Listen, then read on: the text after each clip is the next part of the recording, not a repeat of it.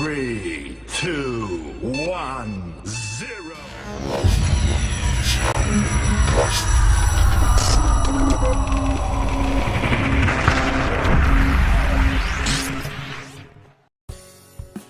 Assalamualaikum warahmatullahi wabarakatuh. Mohon izin memperkenalkan diri, nama saya Gilang Pranagusti. Nomor induk mahasiswa saya 1872170004. Topik ruang lingkup ekonomi pendidikan. Mata kuliah pendidikan IPS. Dosen pengampunya adalah Ibu Sri Winarsi MM. Saya dari Prodi Pendidikan Ekonomi di Universitas Pancasakti. Ruang lingkup ekonomi pendidikan. Pertama kita ke pengertiannya dulu, yaitu menurut Profesor Samuelson pada tahun 1961, ekonomi adalah ilmu yang mempelajari tentang bagaimana manusia dan masyarakat memilih menggunakan uang atau tidak. Nah, untuk memanfaatkan sumber daya produktif yang langka guna menghasilkan bermacam komoditas dari waktu ke waktu dan mendistribusikannya untuk konsumsi waktu sekarang dan kemudian hari, yaitu diantara bermacam-macam orang dan kelompok di dalam masyarakat itu sendiri. Intinya, ekonomi adalah ilmu produksi dan distribusi seluruh sumber daya yang langka, baik benda fisik maupun jasa yang setiap individu membutuhkannya. Selanjutnya itu menurut Webster's New World Dictionary pada tahun 1962, pendidikan adalah proses pelatihan dan pengembangan pengetahuan, keterampilan, daya pikir, karakter, dan lain-lain, yaitu khususnya melalui pendidikan formal. Nah, aktivitas pendidikan meliputi produksi dan distribusi pengetahuan, baik yang dihasilkan dalam institusi pembelajaran yang umum atau institusi yang lain. Nah, karena mayoritas aktivitas tersebut berasal dari institusi pembelajaran sekolah dasar dan menengah, baik negeri maupun swasta serta perguruan tinggi yang negeri maupun swasta, hal yang ditekankan dalam pembahasan ini adalah pendidikan formalnya.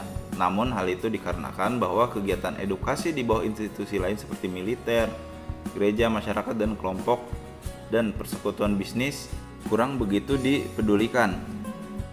Ekonomi pendidikan adalah ilmu yang mempelajari bagaimana manusia dan masyarakat itu memilih menggunakan uang atau tidak untuk memanfaatkan sumber daya produktif yang langka guna menghasilkan bermacam jenis pelatihan dan pengembangan dari pengetahuan, keterampilan, daya pikir, karakter, dan lain-lain, khususnya melalui pendidikan formal dan mendistribusikannya sekarang dan kemudian hari di antara jenis orang dan kelompok masyarakat. Nah, pada intinya ekonomi adalah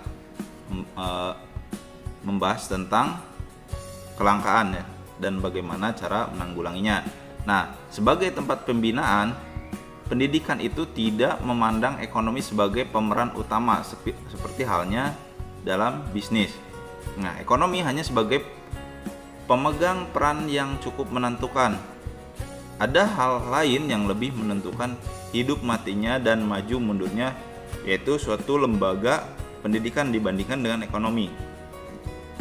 Yaitu yang pertama adalah dedikasi, yang kedua adalah keahlian, selanjutnya adalah keterampilan, dan yang terakhir adalah guru-gurunya. Nah, apa sih fungsi ekonomi dalam dunia pendidikan? Nah, fungsinya adalah yaitu untuk menunjang kelancaran proses pendidikan, bukan merupakan modal untuk dikembangkan atau bukan untuk mendapatkan keuntungan. Nah, dengan demikian, kegunaan ekonomi dalam pendidikan terbatas dalam hal-hal berikut. Yang pertama adalah untuk membeli keperluan pendidikan yang tidak dapat dibuat sendiri atau bersama, yaitu bagi para siswa, orang tua, masyarakat, atau yang tidak bisa dipinjam dan ditemukan di lapangan, seperti prasarana, sarana, media, alat belajar atau peraga, barang habis pakai, dan materi pelajaran. Yang kedua adalah membiayai segala perlengkapan gedung seperti air, listrik, telepon, televisi dan radio dan sebagainya. Yang selanjutnya adalah membayar jasa dari segala kegiatan pendidikan, yaitu seperti pertemuan-pertemuan, perayaan-perayaan, panitia, dharma wisata, pertemuan ilmiah dan lain sebagainya. Yang keempat adalah untuk materi pelajaran pendidikan ekonomi yang sederhana, yaitu agar bisa mengembangkan individu yang berperilaku ekonomi seperti hidup hemat, bersikap efisien, memiliki keterampilan produktif, memiliki etos kerja, mengerti prinsip-prinsip ekonomi, dan lain sebagainya. Yang kelima adalah untuk memenuhi kebutuhan dasar dan keamanan para personil dari atau personalia pendidikan ya. Yang keenam adalah meningkatkan motivasi kerja. Dan yang terakhir adalah membuat para personalia pendidikan lebih bergairah dalam bekerja. Nah, dengan adanya alokasi anggaran pendidikan diharapkan terjadi pembaruan sistem pendidikan nasional, yaitu dengan memperbarui visi, misi, strategi, dan pembangunan pendidikan nasional. Nah, pendidikan nasional mempunyai visi terwujudnya sistem pendidikan sebagai pranata sosial yang kuat dan berwibawa untuk memberdayakan semua warga negara di Indonesia ya, berkembang menjadi manusia yang berkualitas sehingga mampu dan proaktif menjawab tantangan zaman yang selalu berubah tentunya ya. Ya mungkin hanya itu ya sedikit gambaran yaitu mengenai ruang lingkup ekonomi di dalam pendidikan. Atas segala kekurangannya saya mohon maaf. Wabillahi taufik wal hidayah.